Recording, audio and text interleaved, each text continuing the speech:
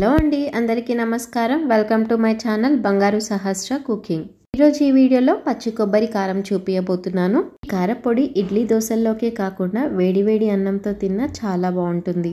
అలాగే ఈ పొడిని ఫ్రై చేసుకున్న కూరల్లో వేసుకున్నా చాలా బాగుంటుంది. ఈ కొబ్బరి పొడి చేయడానికి ముందుగా నేను ఒక కొబ్బరికాయను ఈ విధంగా ముక్కలు చేసి తీసుకున్నాను. కొబ్బరి పొడి చేయడానికి లేత కొబ్బరికాయ కాకుండా ముదురుగా ఉన్న కొబ్బరికాయని తీసుకోవాలి. ఈ విధంగా కొబ్బరిని మిక్సీలో వేసి మరీ పేస్ట్లా కాకుండా ఈ విధంగా మిక్సీ పట్టి తీసుకోండి. ఇప్పుడు ఒక ప్యాన్లో ఈ కొబ్బరి పొడిని వేసుకొని లో ఫ్లేమ్లో కొబ్బరిలో ఉన్న పచ్చిదనం పోయేంత వరకు వేయించుకోవాలి. కొబ్బరిని ఈ విధంగా వేయించుకోవడం వల్ల కొబ్బరి కారం మనకి ఎక్కువ రోజులు నిల్వ ఉంటుంది. ఈ విధంగా పొడి పొడిగా వచ్చిన తర్వాత ఒక ప్లేట్లోకి తీసుకోండి. ఇప్పుడు ఇదే ప్యాన్లో 2 స్పూన్ల శనగపప్పు వేసుకొని వేయించుకోండి. పప్పులను వేయించుకునేటప్పుడు ఆయిల్ లేకుండా డ్రై రోస్ట్ చేసుకోవాలి. ఆయిల్లో వేయించుకుంటే కొబ్బరి కారం మనకి పొడి పొడిగా రాకుండా ముద్దలాగా వస్తుంది. ఈ విధంగా వేయించుకున్న శనగపప్పుని ఒక ప్లేట్లోకి తీసుకోండి. ఇప్పుడు 2 స్పూన్ల మినపప్పుని తీసుకొని మినపప్పుని కూడా లో ఫ్లేమ్లో దూరగా వేయించుకోండి. ఇలా కొద్దిగా కలర్ చేంజ్ అయిన తర్వాత ఒక ప్లేట్లోకి తీసుకోండి. అలాగే 1 స్పూన్ జీలకర్ర, 1 స్పూన్ ధనియాలను వేసుకొని వేయించుకొని తీసుకోండి. ఇక్కడ మీరు కావాలనుకుంటే 1/2 స్పూన్ మెంతులను కూడా వేసుకొని వేయించుకోండి. ఇప్పుడు మీరు తినే కారంకి తగ్గట్టుగా ఎండుమిరపకాయలను తీసుకొని వేయించుకోండి. ఇక్కడ నేను ఒక కొబ్బరికాయకి 10 వరకు ఎండుమిరపకాయలను తీసుకొని వేయించుకున్నాను.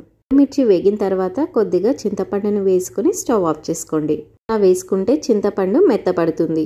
ఒక మిక్సీ జార్ తీసుకొని అందులో ముందుగా వేయించుకున్న పప్పులు, జీలకర్ర, ధనియాలు వేసుకొని పౌడర్ చేసుకోండి. ఈ విధంగా పప్పులన్నిటిని మెత్తగా పౌడర్ చేసుకోవాలి.